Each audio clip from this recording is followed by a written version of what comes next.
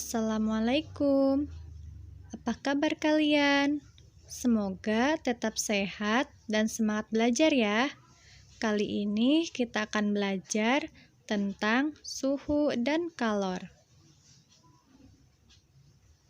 Tujuan pembelajaran kali ini, kalian diharapkan mampu mengetahui tentang apa itu kalor, apa itu suhu, dan apa saja contoh perubahan yang berhubungan dengan kehidupan sehari-hari kita.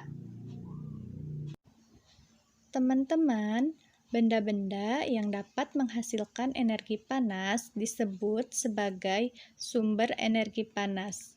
Sumber energi panas yang sering kita jumpai dan banyak digunakan oleh makhluk hidup adalah matahari. Matahari merupakan sumber energi panas terbesar. Semua makhluk hidup memerlukan energi panas matahari. Energi panas matahari membantu proses pembuatan makanan pada tumbuhan yang disebut sebagai proses fotosintesis. Makanan yang dihasilkan dari hasil fotosintesis menjadi sumber energi bagi makhluk hidup lainnya, termasuk manusia. Energi panas matahari dapat menerangi bumi, sehingga udara di bumi menjadi hangat. Dalam kehidupan sehari-hari, energi panas matahari dimanfaatkan dalam berbagai kegiatan manusia. Misalnya, panas matahari digunakan untuk mengeringkan padi setelah dipanen, mengeringkan garam, mengeringkan ikan asin, bahkan untuk mengeringkan pakaian yang basah. Cobalah sekarang gosokkan kedua tangan kalian selama 1 menit.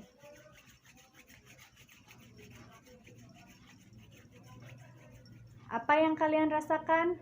Sekarang, ambillah sebuah mistar plastik, kemudian gosok-gosokkanlah pada kain yang kering selama 2 menit.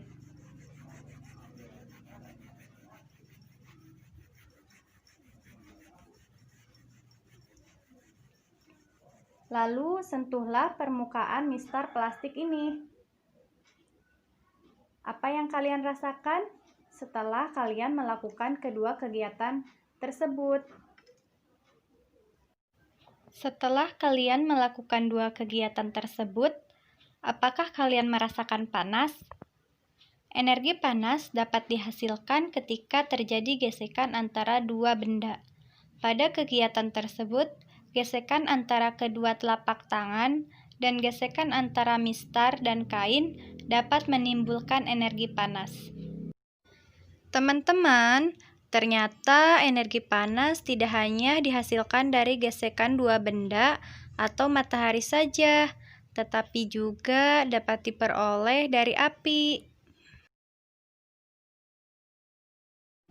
Pada zaman dahulu, orang mendapatkan api dengan cara menggosokkan dua buah batu yang kering sampai keluar percikan api. Selain itu, nenek moyang kita dahulu menggunakan kayu kering, lalu digosok-gosokkan dengan tanah yang kering sampai keluar api. Ternyata gesekan dua benda antara dua batu kering dan gesekan antara dua kayu kering dapat menghasilkan energi panas berupa api. Saat ini, api mudah dihasilkan dari korek api dan kompor. Ternyata teori antara gesekan dua benda menghasilkan energi panas sudah ditemukan sejak zaman nenek moyang kita. Nah, teman-teman sekarang sudah tahu kan apa saja sumber energi panas dan bagaimana cara menghasilkannya? Sekarang kita akan membahas apa sih perbedaan suhu dan kalor. Yuk kita cari tahu. Kalor dan suhu adalah dua hal yang berbeda. Energi panas merupakan salah satu energi yang dapat diterima dan dilepaskan oleh suatu benda. Ketika sebatang logam dipanaskan dengan api, batang logam tersebut mendapatkan energi panas dari api.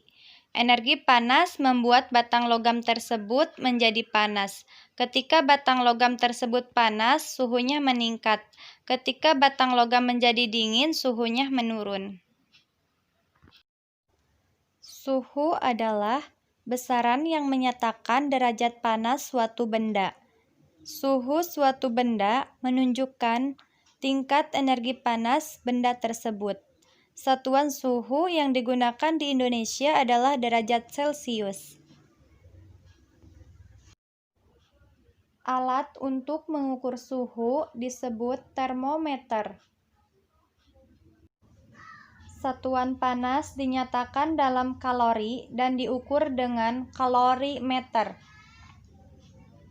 Nah, teman-teman, sekarang sudah tahu kan perbedaan antara suhu dan kalor? Perubahan akibat perubahan suhu pada benda akan menyebabkan benda mengalami pemuaian dan penyusutan. Pemuaian panas adalah perubahan suatu benda yang dapat menjadi bertambah panjang, lebar, luas karena terkena kalor. Sedangkan penyusutan adalah perubahan suatu benda yang menjadi berkurangnya panjang, lebar, luas karena terkena suhu dingin. Pemuaian dan penyusutan bisa terjadi pada logam, udara, dan air. Beberapa contoh pemuaian benda karena perubahan suhu dalam kehidupan sehari-hari. Pemasangan kaca jendela, ban sepeda motor dan mobil, pemuaian yang terjadi pada gelas kaca. Materi hari ini sudah selesai ya teman-teman. Semoga bermanfaat. Wassalamualaikum warahmatullahi wabarakatuh.